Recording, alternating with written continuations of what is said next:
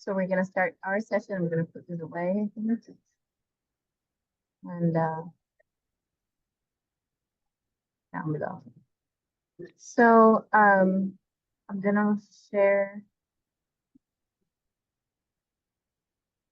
this one. All right, so our agenda for today, nuestra agenda de hoy, vamos a tener la presentación de los expositores, vamos a tener la sesión de preguntas y respuestas y preguntas de cierre por parte del público. So we're gonna have the presentation of speakers, question and answer sessions, and closing questions. So first we have Ervin Vargas. He's not with us today, but we have a recording of his questions and answers. Entonces, don Ervin no está hoy con nosotros, está haciendo una sesión en Honduras de descarbonización, pero muy amablemente hace unos días grabamos su sección de preguntas y respuestas. Entonces, él es el director de MTCC de Latinoamérica, el director de la Escuela en Maquinaria Naval de la Facultad de Ciencias Náuticas de la Universidad Marítima Internacional de Panamá. He's the director of MTCC Latin America and of the School of Naval Machinery and Faculty of the Nautical Sciences of the International Maritime University of Panama. We have Nathanael Davis. Entonces, Nathanael es oficial de proyectos para el Centro de Cooperación Tecnológica Marítima para el Caribe, donde apoya la transición de la región hacia operaciones marítimas bajas en carbono y energéticamente eficientes. Ha contribuido a iniciativas internacionales clave como el proyecto CARES de la OMI y el proyecto GMN Fase 2, centrándose en el desarrollo de capacidades técnicas, la participación de partes integradas y alineación de las acciones regionales con los objetivos globales de descarbonización. Su trabajo se centra en impulsar el desarrollo marítimo sostenible de toda la región del Caribe mediante la colaboración, la innovación y la promoción de adopción de tecnologías energéticamente eficientes y descarbonizadoras. Entonces, Nathanael is a project officer at MTCC Caribbean, where he supports the region's shift toward low carbon and energy efficient maritime operations. He has contributed to key international initiatives, including the IMO CARES project and the GMN Phase 2 project, focusing on technical capacity building, stakeholder engagement, and aligning regional action with global decarbonization goals. His work is centered on advanced and sustainable maritime development across the Caribbean region through collaboration, innovation, and the promotion of the uptake of energy-efficient decarbonizing strategies. Tenemos a don Eladio Penaloza. Él es un profesional con más de 25 años de experiencia en el sector de transporte marítimo. Cuenta con un doctorado en estudios interdisciplinarios en gerencia estratégica de Canadá, con maestrías de la utilización sostenible de recursos marinos y administración de seguridad marítima y prevención de la contaminación del mar por buques. Es egresado de la Academia Naval de Chile. Ha brindado servicios como consultor a diversas agencias especializadas de las Naciones Unidas, incluyendo la Organización Marítima Internacional, el Programa de las Naciones Unidas para el Desarrollo y la Oficina de las Naciones Unidas para la Cooperación Sur-Sur en temas relativos a la descarbonización del transporte marítimo, acción climática y biodiversidad de océanos.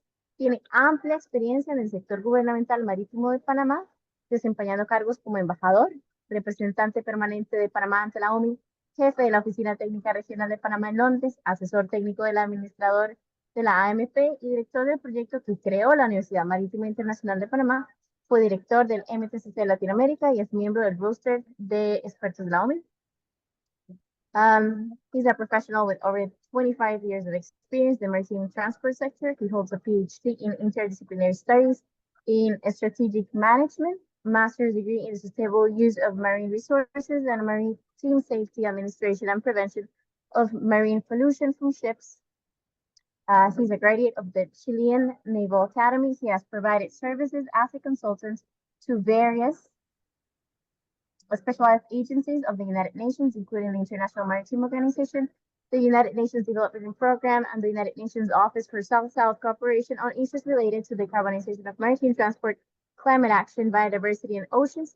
He has extensive experience in the maritime government sector in Panama, holding positions such as ambassador, permanent representative Panama to the IMO, head of Panama Regional Technical Office in London, technical advisor to the MP administrator, and director of the project that created the International Maritime University of Panama. And he's part of the roster of experts at the IMO. And hi, I'm Marilyn. So I'm actually a customs administration foreign trade professional. I'm not gonna read all that. It's me. I am the founder of CN Commerce or Comercio. That's an SME, and that is the first customs administration and current foreign trade consulting firm focused on ocean conservation in the world. And I'm currently leading the Ocean Innovation Hub for Central America and Caribbean, which has a special interest in the blue economy, decarbonization, and marine carbon dioxide removal. Entonces, yo soy Marilyn de Costa Rica, soy profesional en Administración Bandera y Comercio Exterior. Soy la fundadora de Comercio, es la primera consultora de este campo en temas especializadas en conservación del océano, y también dirijo el Hub de Innovación Oceánica para Centroamérica y el Caribe con especial interés en economía azul, descarbonización y remoción de carbono marino. Y por último tenemos al señor Gavin Allwright, que es un, vea, ok, copy paste, mistake. Entonces, don Gavin Allwright es el director de la Asociación Internacional de Buques a Vela. And I'm sorry, Gavin, I have your description somewhere. I don't know if you want to present yourself, maybe. Yeah, I can present myself Awesome. just quickly, so no problem. Yeah, my name's Gavin Allwright. I'm the Secretary General of the International Windship Association, which is a not-for-profit association promoting and facilitating the uptake of commercial wind propulsion technologies and ship designs. I have a master's degree in sustainable development and NGO management, specializing in small vessel logistics and development. And amongst other things, I also head the delegation at the IMO for the International Windship Association. I'm also sit on the European Sustainable Shipping Forum, and I'm a non-executive director of the World Wind Energy Association as well.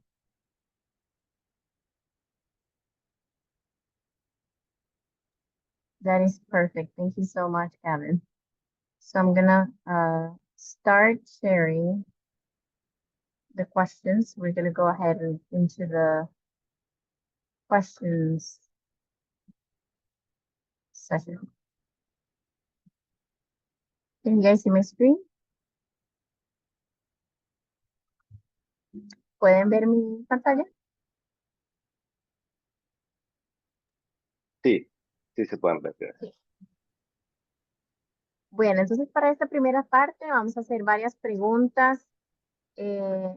Vamos a hacerlos por 4 bloques, si no me equivoco. Entonces tenemos la segmentación. Entonces yo había, como disclaimer, yo había puesto el espacio para los clips de Ervin, pero como tenía este evento en el Congreso no me dio tiempo, entonces voy a poner las respuestas de Ervin al final, que es un video de 15 minutos que nosotros grabamos por aquí. So we're going to start with our question session. I think we have, if I'm not mistaken, 4 sections, and I had placed the sections for, but because I had this event in Congress that just finished 3 minutes ago, I didn't have time to put the video there. So I'm just gonna put that video in the end. That's the last 15 minutes for the recording that we recorded last week. Entonces vamos a empezar con perspectiva global y regulatoria.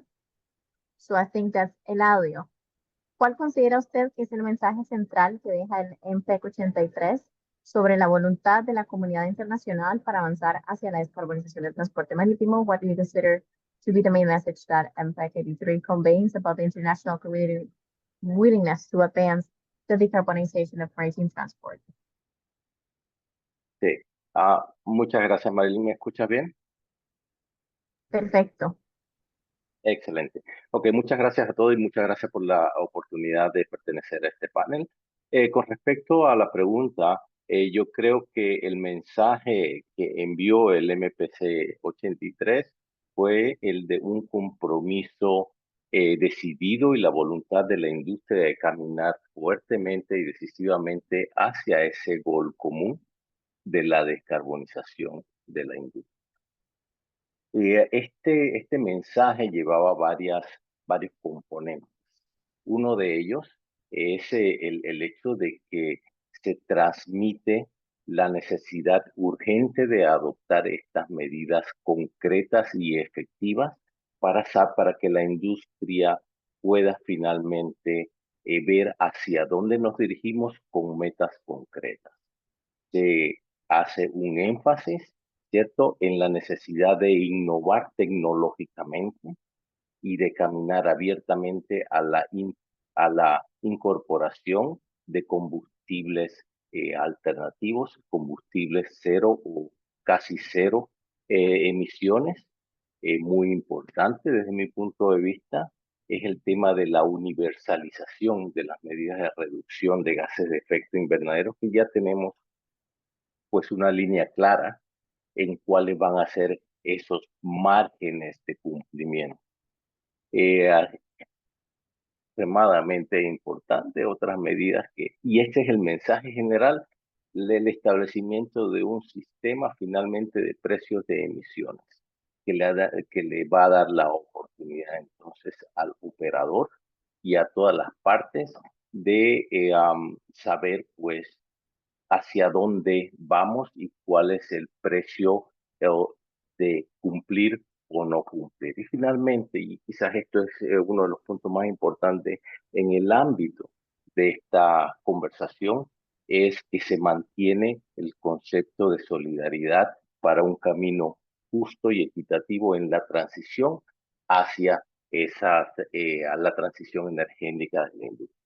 Esto es primordialmente, de manera reducida, obviamente, el mensaje que como usuario obtengo de los resultados del MP de 83, Marilyn. Gracias. Perfecto, muchas gracias. I just wanted to check in on the subtitles. Do you guys have you turned on your subtitles? Is it working properly? I just wanted to check in with the English speakers for a second.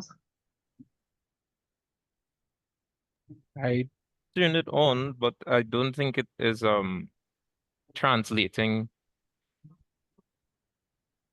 It's not translating right. Because I can, otherwise I'm just gonna try to transcribe. So I can do that.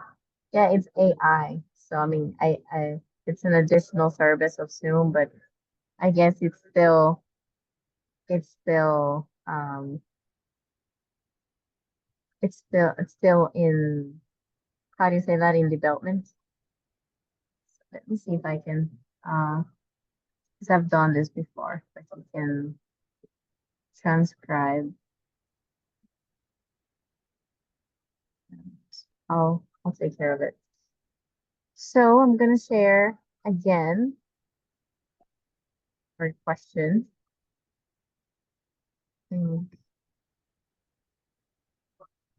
Right. So the next question is for Ervin, so I'll get back to it in the end with our video. Entonces esta pregunta de Ervin la vemos al final con el video. ¿Ves? Aquí va Ervin. Don Eladio, ¿cómo se está incorporando la equidad y las circunstancias nacionales en las discusiones normativas de la OMI, especialmente para países en desarrollo como los de la región Centroamérica y el Caribe? So how are equity and national circumstances being incorporated into IMO's regulatory discussions, especially for developing countries, such as those in Central America and the Caribbean region? Gracias, Marilyn. En principio, debo decir que en mi experiencia, y es una regla común de la organización, que todos los estados tienen derecho a voz y voto en las votos cuando pues sea el caso, ¿cierto? Durante las negociaciones, las reuniones, tanto en el plenario como en grupos de trabajo. Así que la oportunidad y la ventana está ampliamente abierta, ¿cierto? Para que los participantes, y no solamente los estados, los delegados de otras organizaciones, puedan dar su punto de vista. Y esto es extremadamente importante para los quienes venimos de países en desarrollo. Lo que puede pasar, y esto es mucho, se ve mucho el caso, es de que algunos delegados pueden no tener la experticia profunda para afectar o para influir el desarrollo técnico de las conversaciones. Y eso es extremadamente importante, y esto ha sido algo que la organización en mi experiencia ha visto hace mucho tiempo. Y es por eso que para facilitar este tipo de intervenciones, la organización ha implementado, y me refiero a la Organización Marítima Internacional, ha implementado diferentes mecanismos para que los delegados puedan absorber esa experticia técnica, y dentro de ellos tenemos un sinnúmero. Tenemos el Programa Integrado de Cooperación Técnica y esto lo puedo conversar en mayor detalle más adelante si es necesario, que en Centroamérica y el Caribe latino ha estado implementando fuertemente trabajo con los Estados miembros para la implementación y la adopción del anexo sexto del convenio Marpol. Proyectos técnicos, hay muchos, ¿cierto? Hay varios muy importantes, entre ellos el MTCC, que tenemos nuestro colega del MTCC Caribe aquí, que nos puede de repente dar luces al respecto. Otros proyectos como Green Voyage 2025, que vienen casualmente diseñados para proveer ayudar al desarrollo de esa capacidad técnica.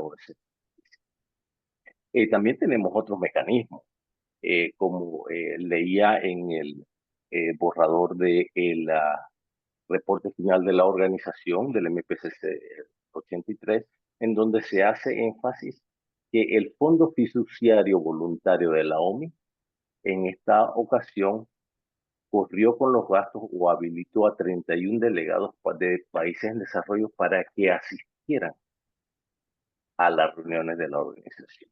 Y yo creo que eso es un paso importante y decisivo. Y en términos general de descarbonización, sí, en las discusiones normativas de la OMI está el concepto de responsabilidad común pero diferenciada en la determinación de soluciones flexibles. Está claramente establecido en la estrategia revisada del 2023, ¿cierto? La necesidad de hacer esfuerzos para una transición justa y equitativa. Y se hace un énfasis especial en la seguridad alimentaria de los países en desarrollo, especialmente los SEEDs y los Least Developed Countries. Importantísimo, se habla sobre la creación de un fondo OMI Net Zero. Y estos son ejemplos, Marilyn, solamente para conversar sobre sobre las ventanas que existen para que los que venimos de países en desarrollo podamos vertir nuestro punto de vista. Y eso es pues lo que tendría que comentar al momento.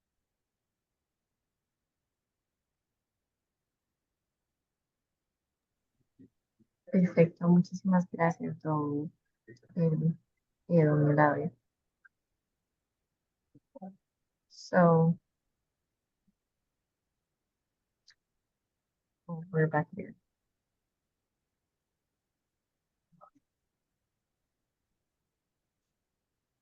Eso también va for Ervin. Okay, so on regional capacities, sobre las capacidades regionales. Que me tocó a mí. ¿Cuáles son los principales cuellos de botella para que los países de Centroamérica y el Caribe accedan al financiamiento climático para la descarbonización del transporte marítimo? What are the main bottlenecks preventing Central America and the Caribbean countries from accessing climate finance for maritime transport decarbonization?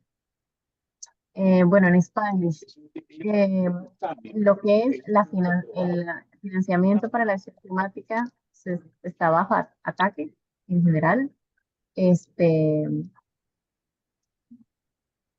Los países se ven reducidos. Bueno, estamos en un entorno global y sobre todo en la zona de nosotros dependemos, nuestros principales socios comerciales son, ¿verdad?, Estados Unidos, la Unión Europea, China. Estamos en medio de una guerra de aranceles, aunque si bien creo que fue ayer, fue la Corte Suprema que como que le puso un estate quieto ahí, porque es verdad, hay separación de poderes, que no todo se puede hacer a partir de un decreto ejecutivo y así, eh, mucho más cuando es un tema de comercio internacional y hay reglas y tenemos un mecanismo internacional que regula eh, las actividades de sus miembros. Todo lo que es inversión para descarbonización eh, está en peligro, ¿verdad? Están en retroceso. Entonces, realmente en este momento tienen que ser las mismas empresas las que tomen la batuta de la iniciativa. En la región, bueno, la mayoría de las empresas marítimas son empresas que tienen sus subsidiarias, pero sus casas matrices están en el norte global. Y la mayoría de estas empresas están trabajando sus propias iniciativas de descarbonización. Algunas inclusive tienen sus propias ONGs de investigación y desarrollo, ¿verdad? Como está el Mars, el Zero Carbon Center for Clean Shipping, y bueno, este montón de ONGs que son financiadas directamente por las navieras y que ellas mismas están buscando pilotear. Bueno, empezamos con hidrógeno verde o empezamos con amonia o demás, ¿verdad? Pero realmente es un poco complicado. A nivel micro, el tema de financiamiento para la transición energética, por ejemplo, de lanchitas, hablemoslo a pequeña escala, es primero empieza por un tema de concientización y la necesidad. Bueno, ¿cuál es la necesidad que yo tengo de hacer esto? Si, por ejemplo, estamos pensando, bueno, en Costa Rica, el caso de Costa Rica, la mayor flotilla que tenemos es de pescadores artesanales, cerca de 16.000. Nosotros no tenemos una naviera costarricense per se, eh, ¿verdad? Todo nuestro comercio depende de navieras extranjeras. Tenemos 2 puertos, pero eso es como lo más, y además los tenemos concesionados. Entonces, tenemos barreras de infraestructura grandes donde, eh, si tenemos, por ejemplo, el subsidio de combustibles para las flotas de pesca artesanal o de pesca en general, si bien ya se está trabajando con el tema del acuerdo de la OMC contra los subsidios de pesca perjudiciales, a nivel de transporte marítimo se exacerba esa problemática porque, bueno, para empezar, no tenemos navieras per se, entonces no tenemos los medios para llegar a liderar investigación y desarrollo en este campo porque no hay empresas. Entonces tenemos que depender de lo que está pasando en la región, que nuestra región, ¿verdad? El que lidera estos temas es Panamá. Entonces, en ese sentido, todo depende de Panamá y bueno, tal vez luego nos pueden comentar si estuvieron por ahí en la semana del clima de la semana pasada en Panamá, cómo les fue. Pero a lo que yo he escuchado de esos temas de financiamiento, Sí. para la transición energética, ¿verdad? Están, Maricel me mandó es bastante por lo del triste. tema del contrato de subordinación. Realmente, Dice Eduardo que tiene que hacer un nuevo contrato porque el de acceso digital respalda, habla de los sorry, tuve que silenciar un par. Entonces, as a small, so just briefly of what I just said is basically we are very limited on, in general, in climate funding. It's under attack, it's diminishing, and we are our main commercial partners are the US, Europe, and China, and we have all this trade war, though, even though yesterday I think there was like a kind of like a pause on the tariffs imposed by the Trump administration. We're still subjected to the dynamics of these economies. So in general, in our region, if you think of countries like Costa Rica that doesn't have maritime companies, we basically only receive, or we depend on the foreign maritime companies. We have 2 ports, but they are under concessions with international companies. We don't really have a company that it can do development and research for alternative fuels. It's quite difficult. And even if you go on a smaller scale, and if you think, okay, well, Costa Rica's biggest fleet is close to 16,000 small boats or fishers. These fishers, first, you need a change in the awareness. And second, the funding is not there. I mean, we have fuel subsidies that now it's been worked on by the WTO fishery subsidies agreement, but still, like, it's a whole thing. So we can only look up to countries like Panama who have more capacities in this case. So we're it's a very complicated thing for us to try to lead, because we don't have the capacities. We just don't. Y bueno, esa es mi intervención. Nathanael, ¿cómo está apoyando el MTCC Caribe a las industrias y puertos marítimos locales para adaptarse a regulaciones más estrictas de emisiones y avanzar hacia combustibles más limpios? How is MTCC Caribbean supporting local maritime industries and ports in adapting to stricter emissions regulations and transitioning to cleaner fuels? Hi, good afternoon, everyone. So MTCC Caribbean is actively implementing pilot projects under the GMN, or the Global MTCC Network Phase 2 project. These pilot projects will showcase practical applications of low carbon technologies, as well as energy efficient measures which are tailored to the region's needs.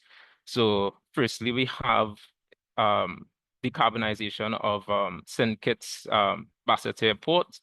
So we'll be using a renewable energy powered microgrid. This microgrid will feature an innovatively designed wind turbine that has a folded down feature for protection against storm surges. As we know that the Caribbean region, we are susceptible to harsh weather events like hurricanes, right? So this significant pilot project aims to decarbonize St. Kitts Port by implementing this microgrid this microgrid that is powered by renewable sources. It involves the integration of this vertical axis wind turbine, and there's also the possibility of pairing it with solar cells, right? But the ambition really is to see a cutting of approximately 46% of that port's emissions, right? And then, of course, with the solar cells, it will be even more, right? And then there's also the second pilot project, which will be in Trinidad and Tobago. We are reducing GHG emissions with an advanced anti-fouling coating. This would be applied on a tug that operates within Trinidad and Tobago's waters. We're using a graphene-based biocide-free hard fall release coating. This coating is expected to see a 10% reduction of the vessel's emission, right? So this demonstrates a practical ship-level efficiency improvement by reducing drag and optimizing the vessel's performance, right? Besides these pilot projects that are on the way, we also are very much engaged in capacity building, and through our capacity building workshops and webinars since our inception in 2017, MTCC Caribbean has hosted regional workshops and webinars, with its most recent being a regional workshop entitled Progressing Maritime Decarbonization in the Caribbean. This was also hosted as part of the GMN Phase 2 project, right? These capacity building events bring together key regional stakeholders, including industry experts, maritime administrations, NGOs, academics, right, to strengthen regional capacities, explore sustainable financing mechanisms and strategies, and as well to promote knowledge sharing and maritime decarbonization technologies and strategies. These workshops are designed to directly support the work of the pilot projects and provide training to local stakeholders on technology application, right? And lastly, there's this big focus on financing that is also a huge concern within the Caribbean region. So we are actively engaging with IFIs as well as other financial institutes and bodies to really open discussions about how it is our local ports and ship operators can access green financing.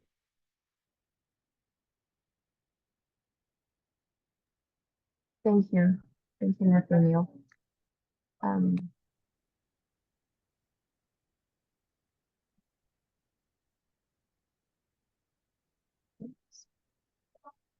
Perfect.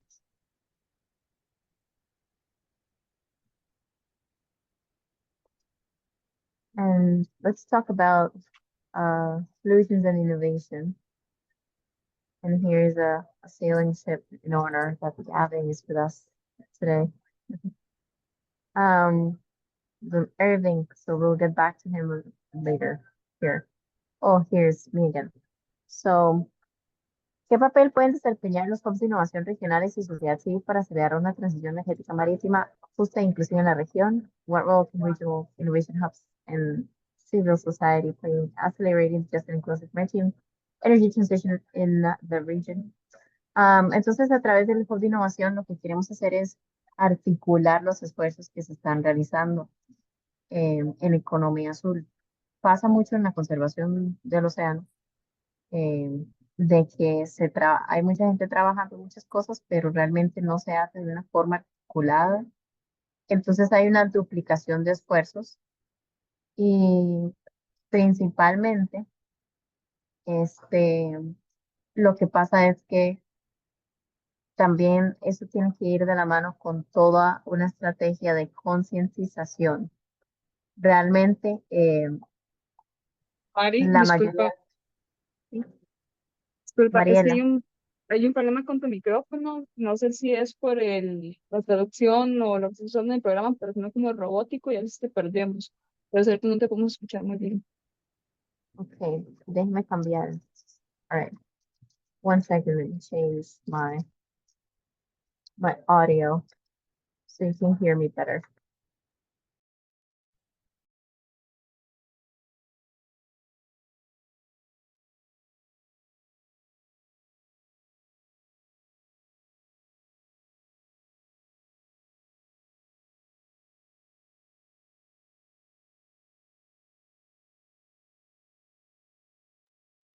Okay, can you guys hear me now? Better? Sí, muy bien. Mucho mejor. All right, much better. All right, so tenemos que articular los esfuerzos que ya se están realizando y creo que desde la sociedad civil tenemos una oportunidad de traer a la mesa perspectivas que no se exploran, sobre todo de qué actores pueden involucrar. Si realmente queremos que al 2050 tener 0 emisiones de la industria marítima, no solo podemos esperar a que la industria de carga desarrolle la tecnología, sino creo que ya podemos explorar cómo a nivel micro podemos empezar a trabajar en la transición de nuestros puertos, nuestros muelles, y cómo los usuarios de embarcaciones más pequeñas inclusive pueden comenzar a implementar esa visión de combustibles alternativos en sus inversiones, ¿verdad? So basically, I think that as a regional hub, we would just aim to articulate the efforts that are being done. In general, in ocean conservation, people work and don't work with each other. That happens a lot, at least in my region or in my country. And we can also bring new perspectives to the table of new actors, because if we're expecting to be net zero by 2050, we cannot just sit and wait for the cargo industry to research and develop and deploy these technologies. We also need to incorporate the smaller vessels, and we need to start creating that awareness for people that are making these investments to start thinking how can they transition into cleaner fuels. If we imagine a future where all shipping and all maritime transport is clean.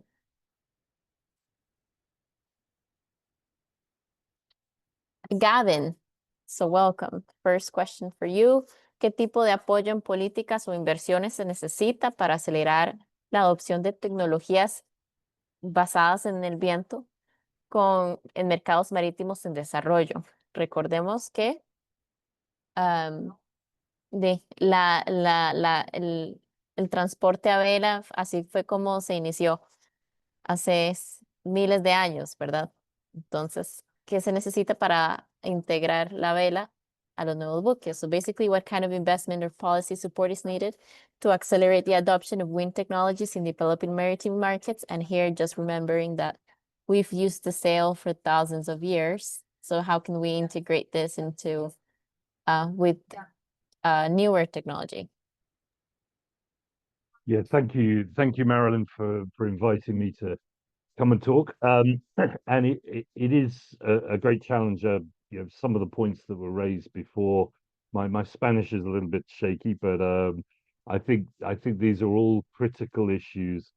Yeah, we need to be moving away from the concept of green finance and just be calling this really finance, and anything that is investing in non-clean technologies as being dirty, destructive, or damaging finance. And that's one of the critical issues here, is that we need to be changing the perspective to a new normal. And if I could just place this in context just a little bit, you know, with wind propulsion, you're delivering a pure zero emission energy to a vessel, as opposed to translating that through a number of processes for a fuel. You're delivering that energy directly to the vessel.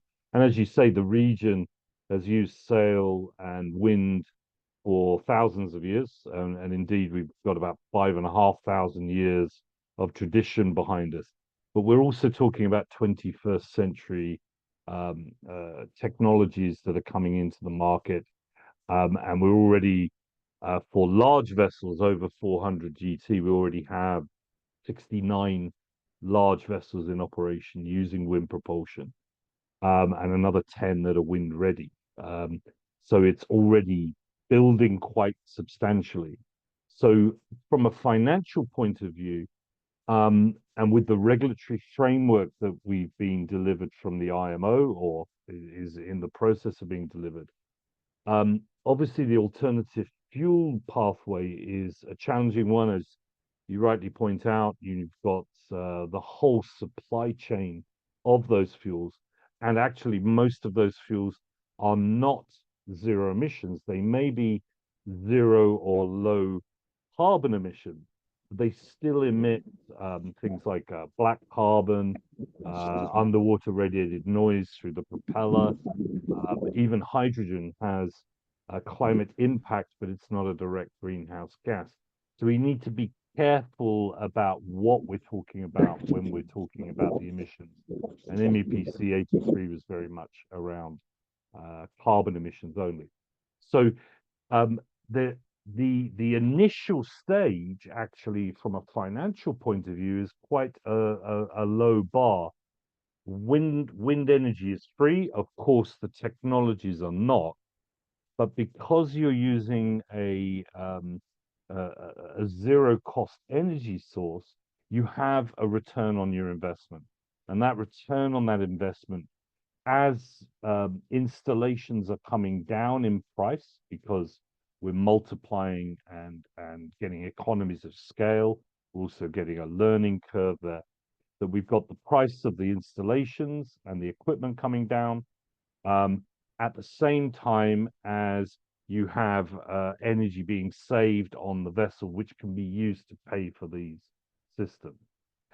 If we link that with energy efficiency measures, some of which Nathanael already highlighted, and voyage optimization, where we're routing our vessels better, we're using the winds again. And the Caribbean and Latin America, of course, have very strong trade winds, both on the Pacific side of Central America, but also across the Atlantic. You know, the trade winds coming from Europe basically hit the Americas pretty much slap bang in the middle of the Caribbean.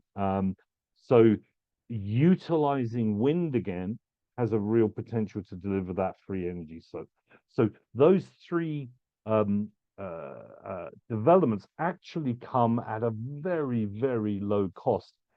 If we could, for example, lease the systems onto the ships, then all of the upfront costs could actually be translated into operational costs and paid for by the fuel that's saved.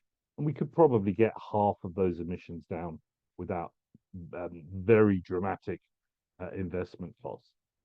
If I could just mention as well is there is a tendency in small island developing states and lesser developed regions to look at this as a technology issue or a design issue being bought or brought from developed countries to the developing world.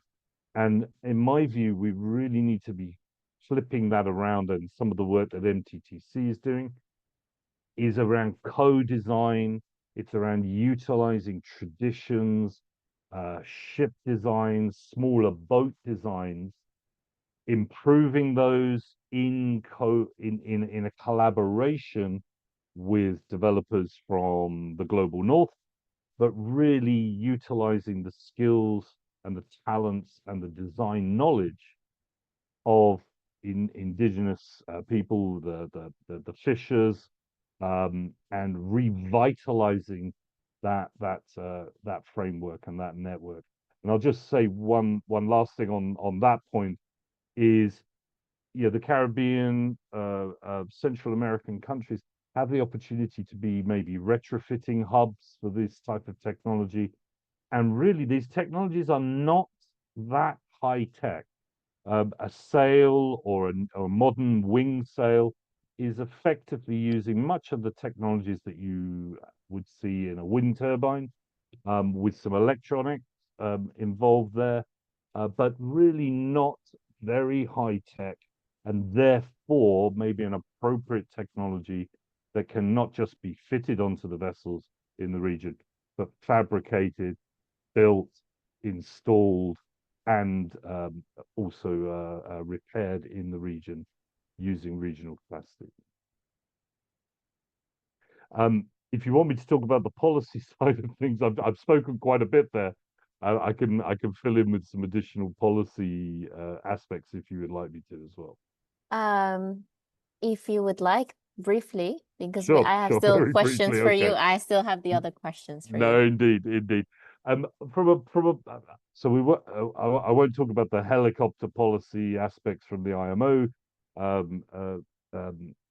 framework, except for the point that if you're running international vessels, and of course the IMO regulation is only applicable to international vessels over 5,000 GT. If you're doing that and you had, for example, a primary wind vessel, maybe a roll-on, roll-off ferry that's operating, you can actually be generating surplus units in there, which can be sold to other ships or banked for or pooled in your fleet of vessels. So it actually, a primary wind vessel, which is 50% plus wind, which we have 5 vessels in operation already, those would be generating or could be generating additional revenue streams through the IMO framework. A couple of policy issues around ports, for example, incentivizing the use of wind propulsion. So we've seen this in, for example, Vancouver, has done this already, where they've lowered port fees and also prioritized wind-powered vessels or wind-installed vessels into the port, so they're getting quick turnaround, lower port fees.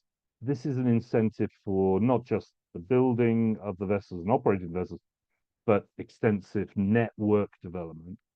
And the final one would really be a change in perspective around a network of smaller trading vessels that can operate inter-island.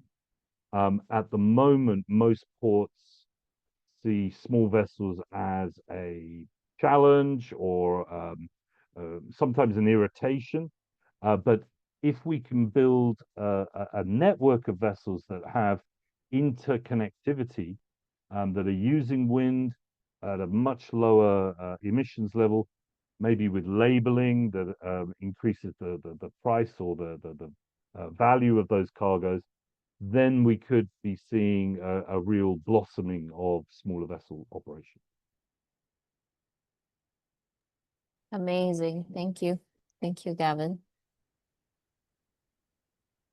I think there is a lot to unpack there. Definitely a lot of unused potential, and just to make a note of that is how we still have a bunch of ports that were used hundreds of years ago, and we're losing this infrastructure just because it's not maintained, which is a pity. Que a lo que estaba diciendo Gavin, que Centroamérica y el Caribe tienen muchísimo potencial para utilizar, hacer retrofit, entonces como reajustar embarcaciones para implementar las tecnologías con velas, que la tecnología sería verdadera cero emisión, porque la fuente de energía es el viento. Que nosotros tenemos desde el Pacífico y el Caribe, hay demasiados vientos, trade winds que se les llama, que son los vientos del comercio, digamos. Y tenemos demasiado potencial para trabajar en esas tecnologías, aun si nosotros no tenemos industrias tan desarrolladas per se.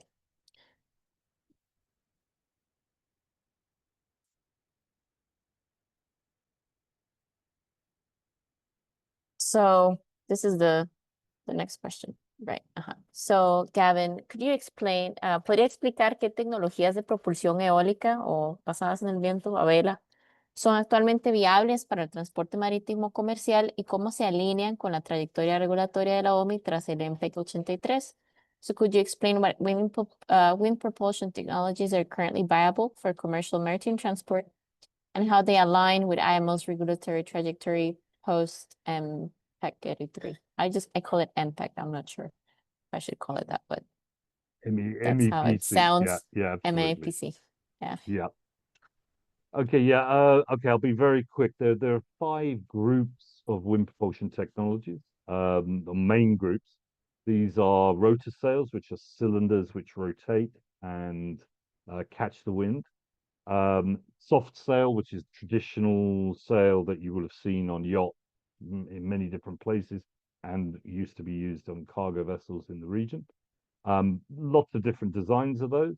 We have rigid sails, which if you've ever watched the America's Cup, you will see like an aircraft wing that is upright on the vessel. Again, many different variants of that. We have kite, large and small levels of kite that are traction kites, which can be deployed. And the other one is a suction sail or a suction wing, which is similar to a rigid sail, but has a ventilation system which actually sucks the wind around the system. Now, all of these 5 are viable. 3 of those are the rotors, rigid sail, and the suction sails, probably the major ones that have been deployed on larger vessels. Soft sail is obviously still used on traditional vessels, etc. But one thing, just one of the myths around wind propulsion is a lot of people say, oh, there's maybe not enough wind on a particular route, and that's of course very true. We know the wind matrix quite well. But actually, most people think that a ship is pushed by the wind, and it's not. It's actually more like an aircraft wing, where the wind goes around one side of the wing at a faster rate than the other side, and it creates a suction or a lift. And this means you can go maybe 3-4 times the speed of the wind. So it's a very different technology in people's minds than what it actually is. Now, all of these are being verified, validated. As I mentioned, we have 69 vessels in operation. By the end of this year, we'll have over 100. And it's pretty much doubling every year now. So most of these are commercially viable for all sizes of vessels. We have everything from 400,000 deadweight ton, very large ore carrier operated by Vale from Brazil, right down to fishing vessels, small inter-island cargo vessels, etc. So all of these are relevant. Now, how do they fit into the IMO regulatory framework? Well, I'll just talk about the GFI, so the net zero framework and the fuel intensity. Now, wind will almost definitely be included in that formula. So if you put wind onto your vessel, you are decreasing the carbon intensity of the energy used on the vessel. So it's contributing to that. So even if you don't put, you transfer onto alternative fuels, which are expensive, and there's very little of them at the moment. If you put, say, a couple of fairly large sails onto a medium-sized vessel, you may be getting 15 or 20% of the energy delivered because you're not making any changes to the operational profile. That would still make you compliant right up to 2031, 2032, because you can bank the early saving and you're compliant for the next, effectively for the first 5 years of the GFI or the net zero framework implementation. Of course, if you go higher than that, you can actually generate those surplus units. So it's recognized, wind is recognized as an alternative fuel. It's an alternative energy source, and also you've got the technologies. So it's fully, how can I say, fully integrated into that. Thank you, Gavin. Those very specific data that it's very interesting to learn about. I'm sure everybody else would agree. Está, ¿verdad? Muy interesante. O sea, resumen muy específico de información que nos da Gavin. Es que se me pierde aquí el mouse. Ok. Initiatives and cooperation. Entonces hablemos un poco de iniciativas y cooperación. Nathanael, ¿puede compartir ejemplos de proyectos o iniciativas exitosas en el Caribe que hayan promovido prácticas de transporte marítimo sostenible o reducido emisiones? Can you share examples of successful projects or initiatives in the Caribbean that have promoted sustainable shipping practices or reduced maritime emissions? Yes. So I should probably preface with respect to the Caribbean region, we are not generally considered a vessel owning region. So a lot of our initiatives really focus and center around port and port operations and decarbonizing ports, right? So for example, in Trinidad and Tobago, we have one of our ports, Port of Brighton. They have achieved certification as a green port and are implementing comprehensive decarbonizing strategies, which include integration of renewable energies, carbon sequestration, improved waste management practices, and development of integrated transport and logistics services. So the point of that is really to get more efficient more efficient network of transportation and logistics that will bring down the emissions in the port. Then we have National Energy.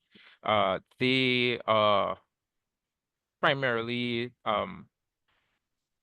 tug owners, and they would operate a lot of and do most of the tug operations in Trinidad and Tobago.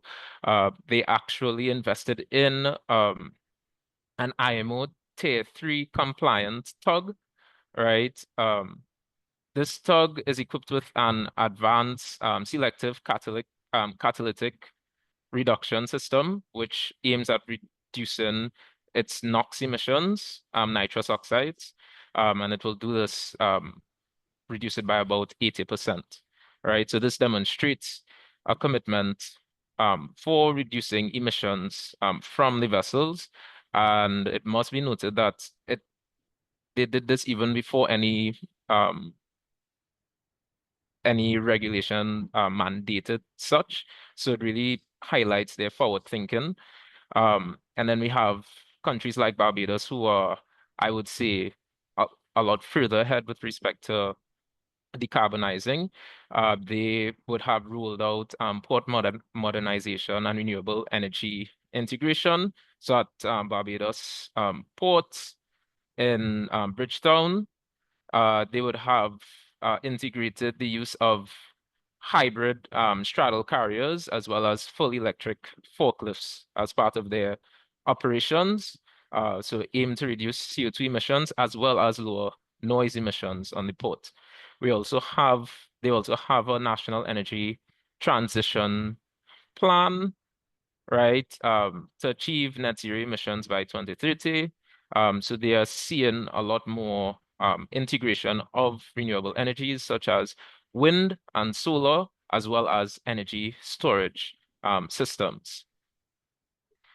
And lastly, I just want to mention that within the region, we do have a lot of projects that are still in the planning phase, but they are soon to be implemented.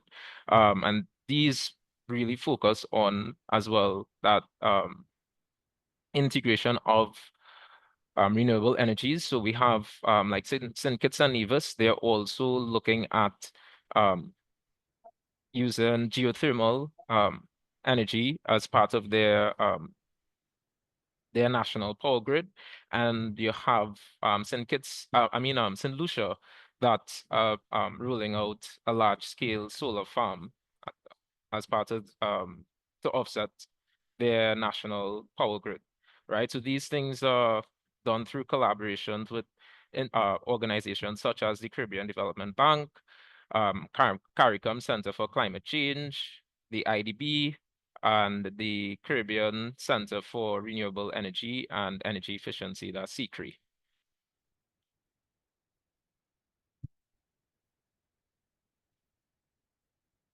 Perfect, thank you.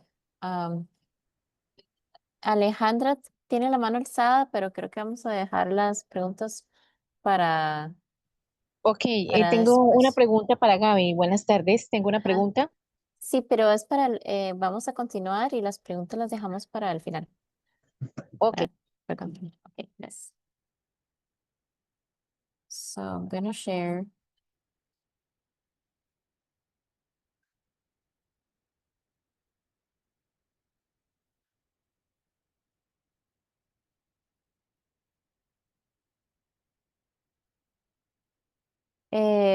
Para don Eladio, ¿qué tipo de apoyos o programas complementarios está promoviendo la OMI para acompañar a las regiones en desarrollo durante esta transmisión energética marítima? What types of support or complementary programs is the IMO promoting to assist developing regions during this maritime energy transition? Thank you, Marilyn. Muchas gracias, Marilyn. Yo creo que hemos programas complementarios que ha estado impulsando la organización, ¿cierto? Hay que hacer una diferenciación. La primera es aquella que viene con fondos directos de la organización y los otros, los que son proyectos financiados por terceras partes, por países que están interesados en el desarrollo de estas tecnologías y de estas prácticas. Y aquí tenemos uno, lo que estaba conversando nuestro compañero del MTCC Caribe. El MTCC es un ejemplo claro de estos programas que busca el desarrollo de capacidades y el impulso de tecnologías. Como eso también tenemos otros ejemplos muy fructuosos como el IMO Care, que también busca la implementación de estos sistemas. Tenemos el Green Voyage 2050, que también es otra de esas iniciativas que busca trabajar con los estados para impulsar la implementación y la identificación de, entre otros, planes de acciones nacionales. Pero quizás el más importante, y que no es algo que en este momento está en funcionamiento, es en el concepto, en la introducción del capítulo 5, el capítulo 5 a las enmiendas del anexo sexto del convenio Marpol, le brinda a la organización la responsabilidad de crear un fondo que se la llamó Net Zero Fund, ¿cierto? El fund. Y este es primordialmente, entre otras cosas, de comercialización y de cobro por incumplimientos y la oferta de incentivos. Uno de los puntos principales es apoyar investigación y desarrollo en países, ¿cierto? En desarrollo y en vías de desarrollo, primordialmente, y es claro al indicar esto, ok, dentro del contexto de la descarbonización de la industria marítima. Busca un apoyo decisivo a la transición justa, a la fuerza de trabajo, ¿cierto? Que va a ser afectada por esta transición, y hace un punto y resalta el tema de la seguridad alimenticia o alimentaria, entre otros puntos.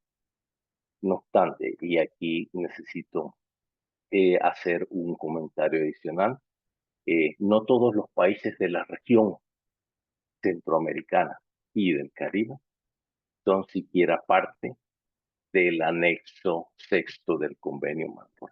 Y esto para mí es el punto de partida. Habrá fondos que podemos acceder o accesar a través de diferentes vías, pero si este fondo se ha creado primordialmente para esto, entonces yo esperaría que una de las condiciones sería que el Estado fuese parte del anexo sexto del marco. Okay? And just because I believe that the system is not working, just for the benefit of our two colleagues, let me just highlight, and probably you understood when I was talking about, the different IMO projects that are funded by third parties, right? And GMN MTCC is one of them. You guys are doing an incredible job. But I was highlighting the fact that under the new chapter 5 of Annex 6 of Marpol, there is a creation of this IMO Net Zero Fund, which what part of it is actually to promote the transition and to help particularly less developed countries and small island developing countries. But here, and maybe you have an opinion on this, it would be my interpretation that the first step to actually gain, to be available or to qualify for getting funds from this specific fund, it would be to be a party of a Marpol Annex 6, right? And in the region, this is something that still surprises me, that in Central America and the Caribbean, you could actually see the level of adoption and implementation, and many countries are not even party of Annex 6 of Marpol. So that is a very important, at least, point for me in order to actually open the possibility to get access to these funds. Gracias, Marilyn. Yeah, I'm happy to make a comment on that, Eladio. I think that is it is a critical point, and I think that the funds which should be something in the region of 10 to 12 billion dollars generated by this, it's going to depend on certain aspects, but for me, I feel that the first 1 or 2 years of this money should really be focused on the least developed states and small island developing states to really unplug them from the fossil fuel system. However, that's my feeling. That's not the feeling of IMO. And another key thing is as well is the way that the fund is organized. I think there's a real concern that this will simply funnel money being paid by least developed countries to technology and energy providers in the global north.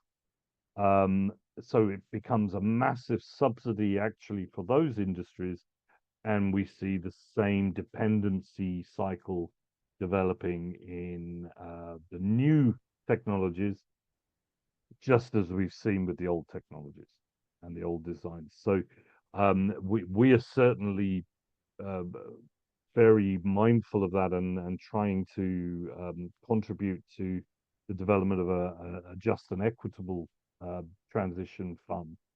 But yeah, I think it's going to be a real challenge. And as you say, signing up for the MARPOL 6 aspect is probably going to be the first marker, the first barrier to accessing those funds. If I could just mention one other thing is that I do know that some constitutional barriers are there for some countries that can't accept external taxes on domestic companies. And I know that's an issue for some of the South American countries. I'm assuming it's probably an issue for some of the Central American and Caribbean countries as well, that this is an external tax being imposed on domestic companies, and some constitutions have a real problem with that. They're not allowed to impose those taxes, so it's going to be a hurdle.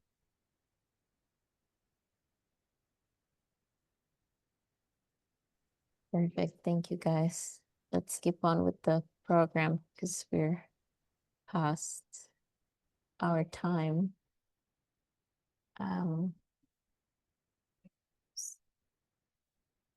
Don Eladio, de nuevo.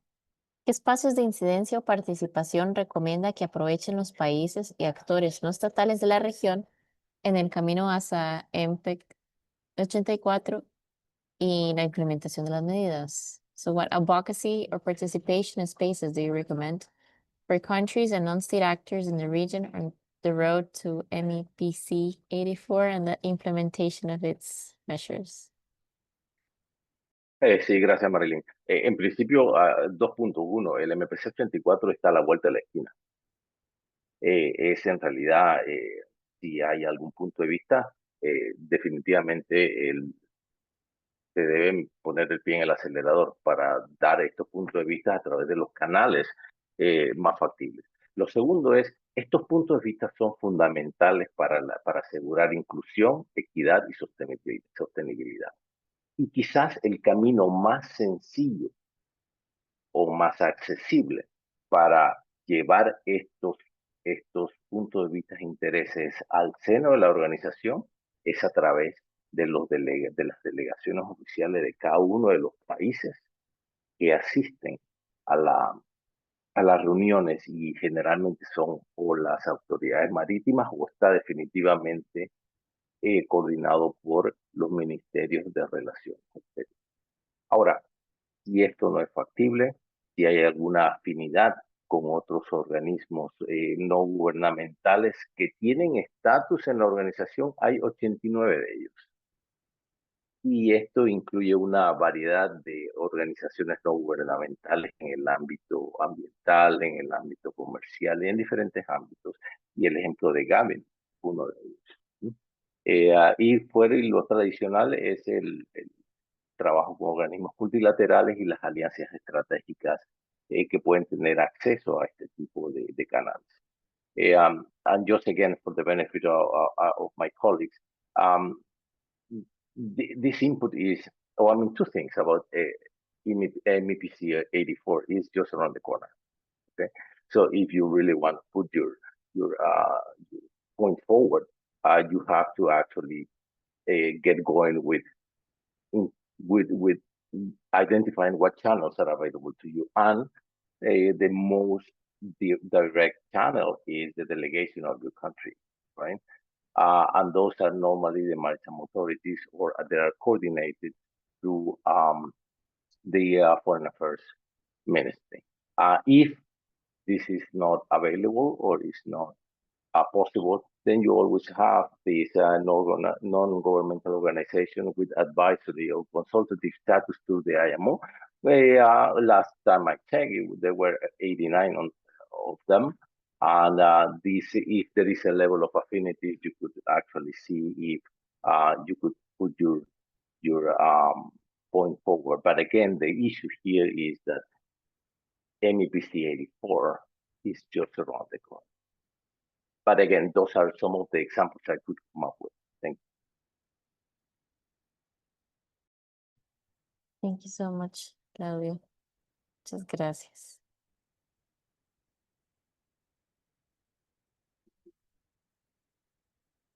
Nathanael, ¿qué oportunidades ve para la colaboración regional entre países del Caribe para acelerar la descarbonización marítima y cumplir con los objetivos climáticos de la OMI? What opportunities do you see for regional collaboration among Caribbean countries to accelerate maritime decarbonization and meet IMO climate targets? Hi. So within the Caribbean region, I think we have a few key opportunities at this point. One being the leveraging of the global MTCC network. I'm sure we're aware of the mandates of this project and the global MTCC network. Trinidad and Tobago being hosting one of these centers, we are designed to promote the uptake of low carbon technologies in the maritime transport. But with respect to the entire network, it is a key opportunity for knowledge sharing, technical assistance, and of course, proposal development for pilot projects, and eventually seeing the actual uptake of technologies within the region and that are applicable to the region's needs. As we may all be aware, each country might have several different needs and several different advantages. We also have, under the GMN Phase 2 project, the MTCC Caribbean is currently developing a regional industry alliance. Right. This alliance aims to foster collaboration amongst diverse industry stakeholders, including shipping companies, vessel operators, port authorities, technology providers, academic institutions, other NGOs and NPOs to drive sustainable shipping practices within the Caribbean region. Right. And then we also have the banding together to engage key regional bodies. For a great example of this would be the MOU between the Caribbean Shipping Association, or the CSA, the MOU with the Inter-American Development Bank. We have already seen two research projects coming out of this MOU, and there's actually another proposal in the pipeline that will be developed coming down to the end of this year. But these two these two studies that would have come out of this MOU, one would have been on the carbon intensity indicator. This highlighted the current CII calculations, the methodology, and how it affects the Caribbean region. As you know, within our region, we have a lot of short sea shipping occurring, and the methodology with the short distances that these ships traverse, it would have had a negative effect on the actual CII calculations for these vessels servicing our region. It also emphasized the need for regional representation in the IMO discussions to ensure that Caribbean-specific challenges are considered, right? And we also did a regulatory gaps analysis, which identified deficiencies in existing maritime regulations within the Caribbean region that still hinder the adoption of decarbonizing technologies and strategies, right? So there would have been a recommendation for legislative reforms, basically to foster an environment that is conducive to investments in decarbonizing technologies.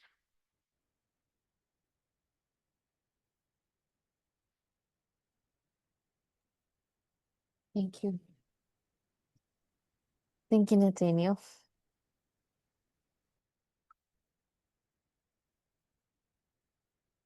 And on inclusion and climate justice, sobre inclusión y justicia climática, don Ervin, que lo vamos a ver ahora en el video. Yo creo que this might be the last one before we see the video from Ervin. A la luz de los resultados del MPC 83, ¿cómo pueden los países del Caribe y Centroamérica asegurarse de no quedarse atrás en el cambio global hacia el transporte marítimo con cero emisiones? In light of the MEPC 83 outcomes, how can Caribbean and Central American countries ensure they are not left behind in global shift toward zero emission shipping? Entonces creo que lo había mencionado anteriormente. Lo primero es asegurarse que estamos cumpliendo con la adopción de MARPOL y demás legislación internacional que nos permita poder participar en los espacios, no solo con voz, sino con voto, y también poder acceder a los mecanismos de financiamiento, así como en paralelo, por ejemplo, la OMC está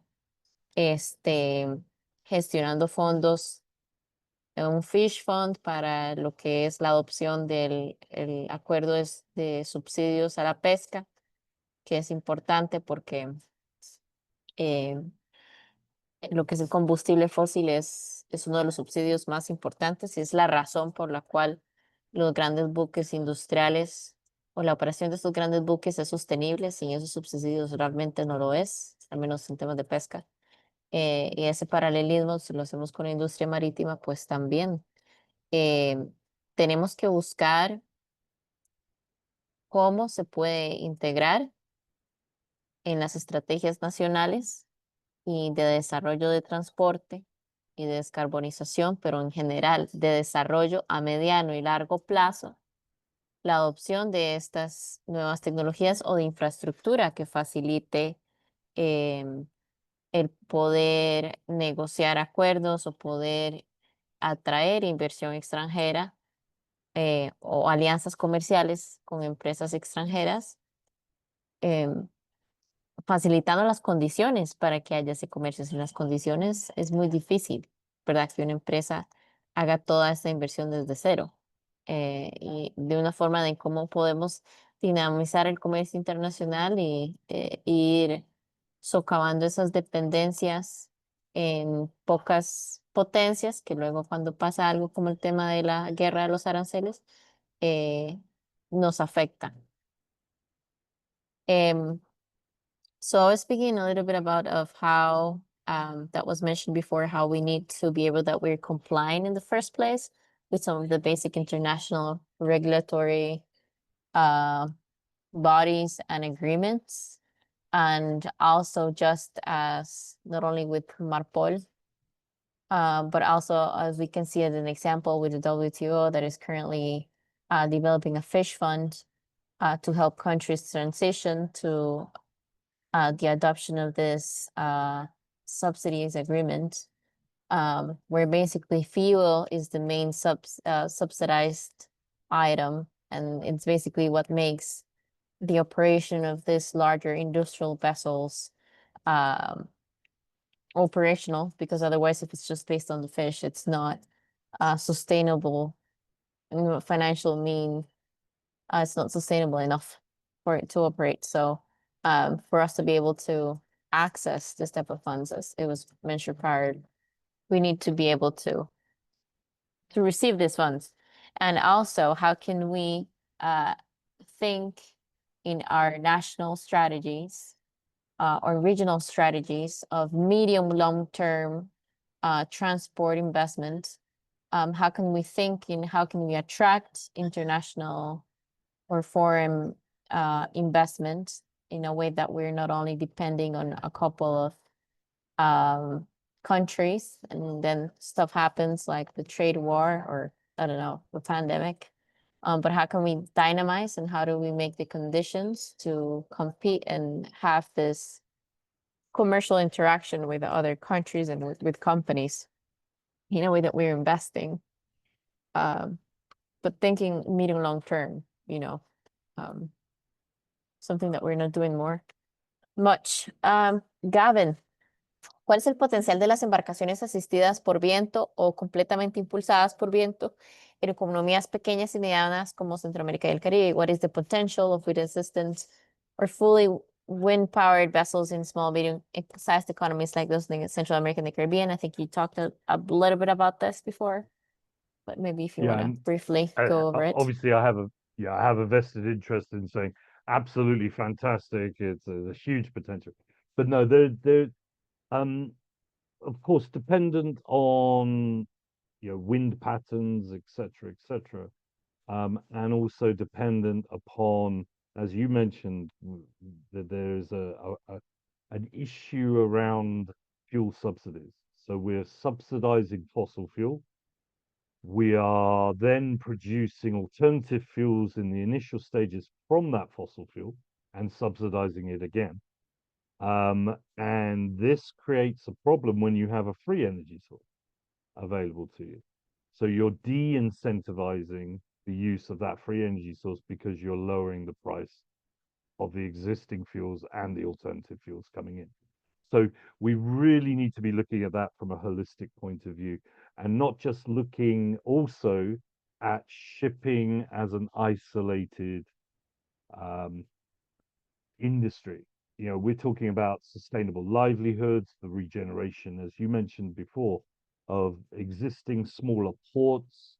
We're looking at allowing fishermen to go out and keep more of their catch because they're not spending the cash on fuel to go out and fish. So actually being more sustainable with catches, etc. But coming back to the technology side of things, it's absolutely there. Pretty much some form of wind propulsion could be placed onto virtually any ship in the existing fleet. If we design the ships around wind and not have it as wind assist, but have it as motor assist, then you're starting to reorient the way we do shipping again. And just rather than going into a lot of detail, because I think I gave quite a bit of detail before, also looking at, for example, how we organize the fleets, domestic fleets, giving, for example, just as an example, a cooperative approach to crewing the vessels, but linking those with the actual cargo owners as well, and sharing the risk around this, sharing the benefits, but also factoring in a real carbon price throughout the production chain. So, for example, we used to have, just as an example in Latin America, some of the coffee growers used to operate their own ship. The crew then aren't an expense, they're actually part of the company. So paying good wages is not an external aspect. It's actually a part of your ESG, etc. And then selling that coffee on at a premium level, just as we've seen with, say, fair trade, the fair trade movement, plus a zero emissions or wind delivered cargoes. This can add real value, and actually that's quite a big demand for that in places like North America, also Europe, where there's a large, if you like, middle class that is willing to pay extra for goods that are transported ecologically and environmentally friendly. So, you know, it's not just plugging in better ships or better technologies. It's actually re-evaluating and going back and maybe reinventing a little bit about how we deliver cargo, because at the end of the day, cargo is king. Cargo is king indeed, that's what they say. I'm going to share. Or if I could, Marilyn, if I could just mention Yeah. one other thing that came to mind while Eladio was talking. Sure. You mentioned Green Voyage 2050. I don't think I'm breaching any confidentiality here by saying we're currently working, our members are working with the Green Voyage 2050 to produce a wind propulsion guide. And that will be specifically focused on least developed countries and SID to really explain all the technologies, look at the process of how to install these systems, the benefits, the costs, etc., etc. And that should be available around MEPC in the fall.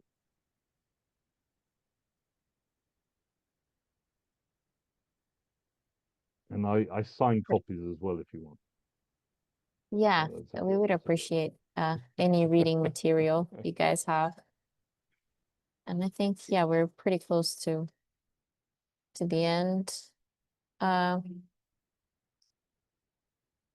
think, yeah, we've also mentioned about some about this. ¿Cómo pueden regiones como Centroamérica y el Caribe vincularse con el sector de transporte marítimo eólico y beneficiarse de proyectos de demostración o alianzas piloto? How can regions like Central America and the Caribbean engage in the Windship sector and benefit from upcoming demonstration projects or pilot partnerships? Yeah, are we launching ships? Yeah, okay. I'll be quick. Okay, one pathway is to pick up the phone to Nathanael and talk to the MTTC and IMO Cares, which I used to be on the stakeholders committee for the MTTCs a few years ago. And give them a little nudge and say, look, we'd like to participate in the next round of pilots and demonstrator aspects, and hopefully there'll be some wind propulsion systems in there.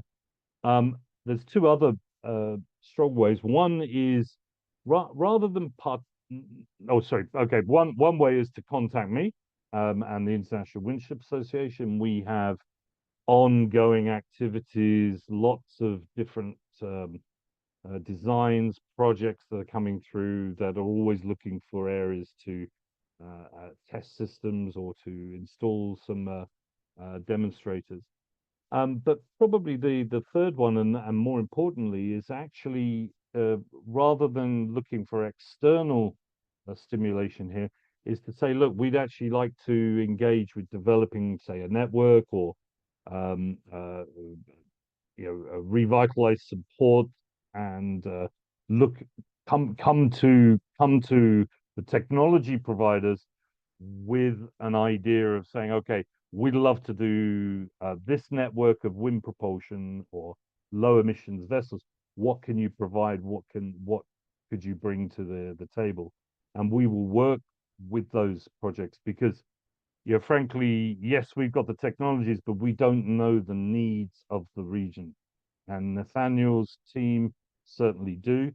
These are some integrations, so we can develop or co-design projects that not just individual national ones, but maybe regional networks, and look at the barriers, what we need to be removing, or guidelines that we need to be bringing in to actually facilitate domestic development of this.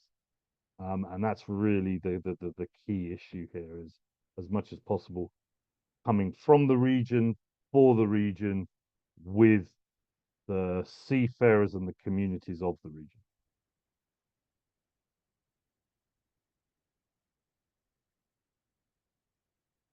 I can go on if you'd like me to, Marilyn, but I think time's going by.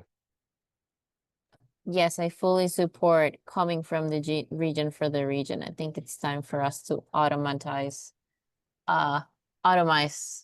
for like. Ervin, ¿cuáles fueron los principales acuerdos alcanzados en el MPEC 83 con respecto a la tarificación de emisiones y cómo impactan a los Estados miembros en desarrollo como los de Centroamérica y el Caribe? Muchas gracias por la pregunta.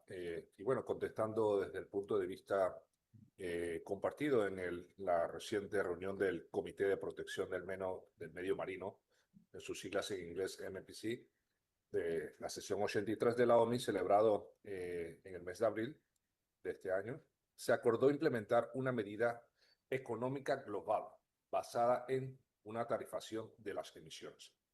Los buques que excedan de este umbral, de estos umbrales de emisiones establecidos, deberán adquirir unidades correctivas, mientras que aquellos que utilicen, los que puedan utilizar o que implementen nuevas tecnologías de cero emisiones o casi cero, serán elegibles para recibir incentivos financieros. Estos son parte de los acuerdos, pero tenemos que estar claros que próximamente se realizará una reunión de este Comité del Medio Marino extraordinaria en el MPC 84 en octubre, para que las mismas sean aprobadas en esta próxima sesión.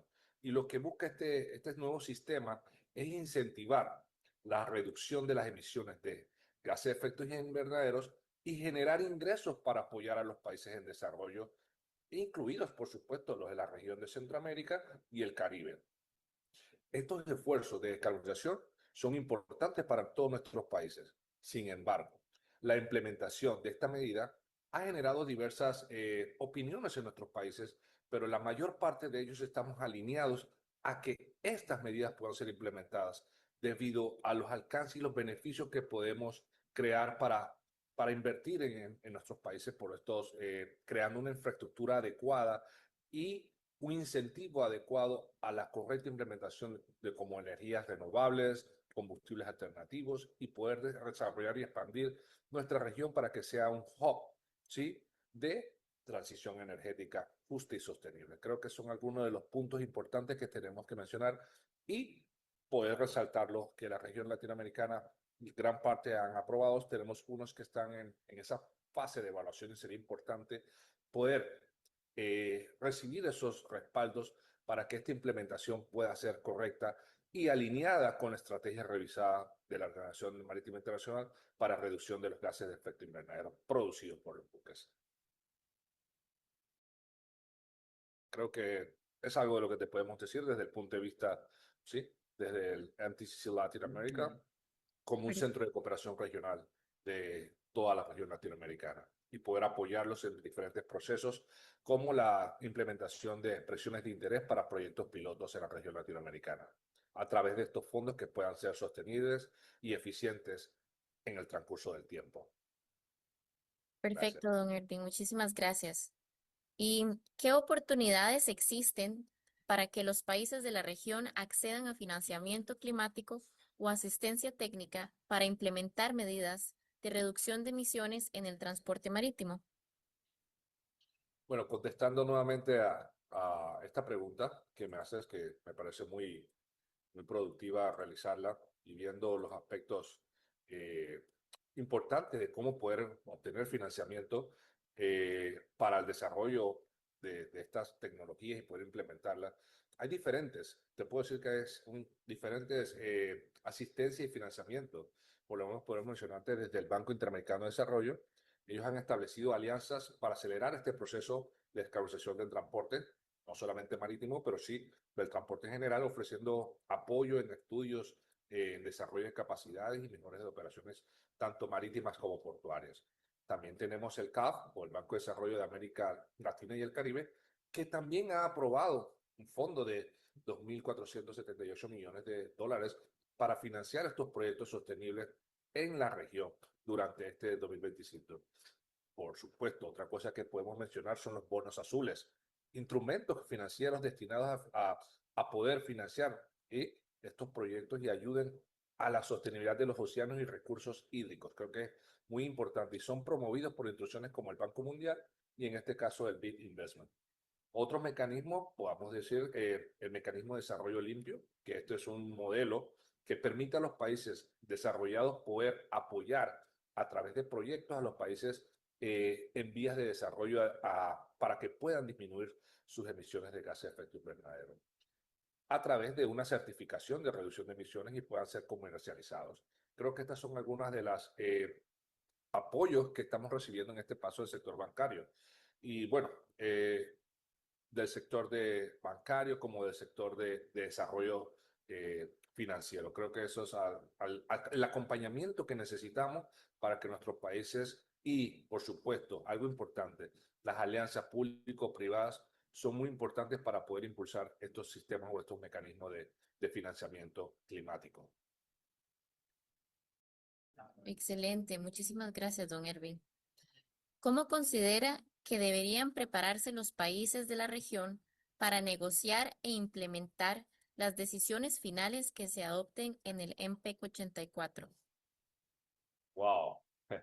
¿Cómo deberían prepararse? Bueno, creo que este es el momento crucial para todos los países de nuestra región latinoamericana, sí, no solamente Centroamérica, sino de toda la región latinoamericana y del Caribe, por supuesto, y global, porque esto es algo global, no es algo solamente de nuestra región.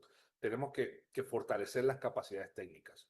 Creo que este es un punto muy importante que tenemos que resaltar. Y a través de programas de capacitación y asistencia, nosotros, desde el MTCC Latinoamérica, estamos apoyando constantemente a nuestra región latinoamericana. Casualmente te puedo mencionar que vamos a desarrollar un taller nacional en Honduras, casualmente para abordar estos temas, darle esa capacidad técnica que necesitan nuestros países de la región para que puedan comprender cómo debe ser implementada una nueva regulación. En este caso, como hablando del PAR por el anexo 6, puedan implementadas correctamente estas nuevas regulaciones internacionales. Y por supuesto, también a que ellos puedan desarrollar marcos normativos. En este caso, a elaborar e implementar regulaciones que apoyen a reducir sus emisiones de gases de efecto invernadero en sus operaciones, tanto marítimas, portuarias, e involucrar a diferentes actores para que también se unan en este proceso. Por eso la importancia de fomentar la cooperación regional, hacer las alianzas público-privadas para nosotros es muy importante. Así que esos son parte de nuestros objetivos en este caso que estamos en la fase 2 del proyecto GMN o Global Maritime Technology Operation Center. Somos 5 centros regionales a nivel mundial y desde el MTCC Latinoamérica estamos trabajando en la creación de una alianza regional con la industria, ¿sí? En Latinoamérica para que podamos brindar esa cooperación técnica y apoyar a todos los países a poder implementar efectivamente a través de proyectos pilotos, a través de asistencias técnicas, en curso. El recurso humano es muy importante tenerlo en cuenta porque si ese recurso humano, estos nuevos o estos marcos normativos no van a poder ser implementados de una manera efectiva. Así que podemos decirte que tenemos que prepararnos, ¿sí? En nuestra región latinoamericana y lo vamos a hacer siempre incluyendo a todas las partes involucradas sin dejar a nadie atrás. Muy bien, don Ervin. Y la última pregunta, desde su perspectiva, ¿qué mecanismos existen o se están discutiendo para asegurar que la transición energética marítima sea justa e inclusiva para regiones como Centroamérica y el Caribe? Bueno, bien, como sabrás, la última presión en el MPC 83, en el Comité de Protección Medio Marino 83, se discutieron muchos aspectos, ¿sí? O mecanismos de financiamiento para este proceso, hacia una transición energética marítima justa e inclusiva. Y por supuesto, podemos ver que el Fondo Net Zero de la UMIP, la intención que quiere este fondo es recaudar contribuciones a través de una taxación o tarifación de las emisiones de los buques para apoyar estas iniciativas en los países en desarrollo y mitigar los impactos negativos que están teniendo estos estados. A través de estos procesos, de estos fondos, entonces lo que se quiere es desarrollar esa infraestructura de cada país, presentando sus propuestas de interés y que sean elaboradas basadas en conocimientos y competencias técnicas aplicadas en cada país para reducir sus emisiones. Y por supuesto, ¿cómo lo vamos a hacer? A través de programas de cooperación técnica, incluida la que estamos desarrollándonos en este caso, el MTCC Latinoamérica, a través del proyecto GMN, como lo acabamos de mencionar, donde buscamos transferir toda esa tecnología, llevar la tecnología que se está desarrollando a nivel mundial y poder implementarlas en nuestros países a través de combustibles alternativos, a través de eficiencia energética en las operaciones tanto de los buques y como puertos, y poder desarrollar un ecosistema viable para todas las partes y poder entonces contribuir a reducir. Creemos también que es importante mencionar que la sociedad civil también tiene que estar involucrada en este proceso, ¿sí? Para que sea un ecosistema viable para todos y poder desarrollar una transición tanto efectiva y justa con un apoyo del financiamiento climático. Son algunos de los puntos que te puedo mencionar. Y antes que cerremos, me gustaría darte un pequeño resumen de lo que estamos viendo. Todos los acuerdos que fueron alcanzados en el MPC 83 representan un paso significativo hacia la descarbonización del transporte marítimo. Porque va a haber oportunidades, claro que sí va a haberlo, pero también desafíos. Y los desafíos tenemos que afrontarlos de una manera efectiva, sabiendo cuáles son nuestras debilidades y poder identificarlas y, a su vez, poder desarrollar esas competencias que requerimos para que pueda ser implementada de una manera efectiva.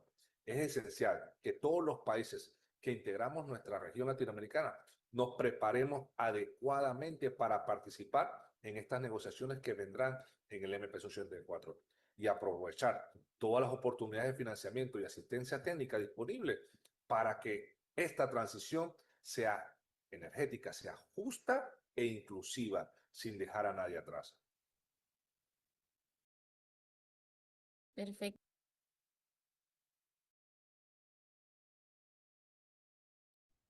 So that was Ervin. I think we're gonna have a space just for one question to let you guys go.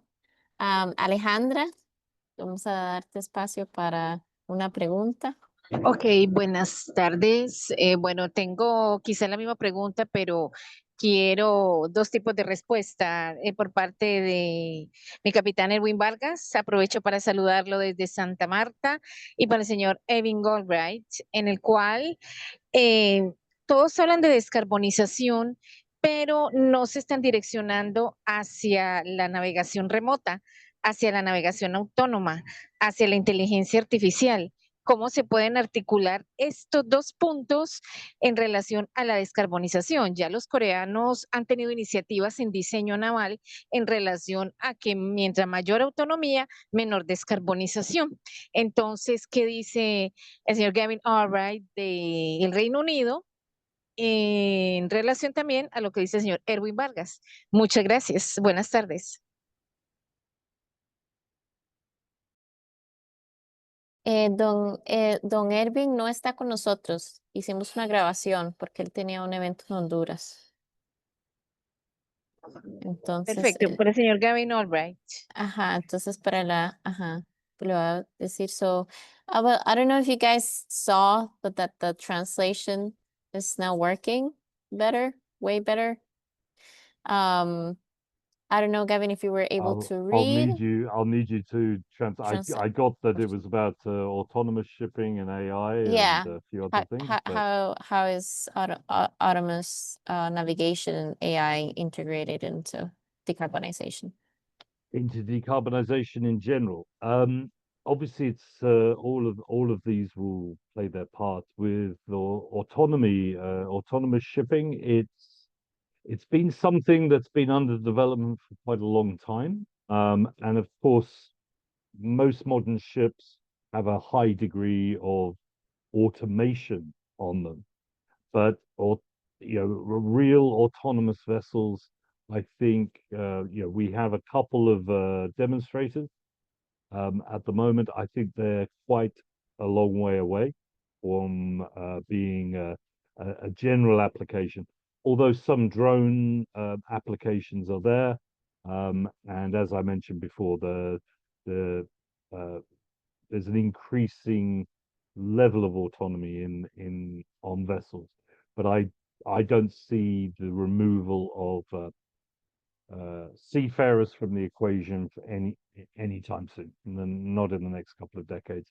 So what that really means is that yes, autonomy is important, but also we've got, I think, 600,000 seafarers that will need to be retrained on new fuels alone, and that could be anything between 2 to 5 different types of fuel that they will need to be retrained on, and that's a huge ask if we're going to roll that out. Wind propulsion requires a little bit of training, but anyway, I'll leave that to the side. Artificial intelligence, again, I like to think of this more as machine learning. Machine learning's been with us for a very long time. And of course, it hasn't been in the public sphere too much. It's a little bit. I think it will probably follow the similar trajectory as we have had with blockchain, where there's a big hype around its applications, but then when we get down to it, actually, some of the back office aspects of our operations in shipping and the decarbonization aspects, things like data analysis, will get better. And we've been generating a huge amount of data, but we don't use it. And we don't analyze it. So we collect it, but we don't analyze it. So I think in that, at the back end, that AI is going to be a very, very important. Machine learning will be very, very important there. But I think from our daily operations on vessels, I think, yes, it will help with optimization. Yes, on things like digital twins and bringing that data back into the design cycle. Yes, it will be important. But one thing I just say about AI or machine learning, the system is only as good as the data that it's given.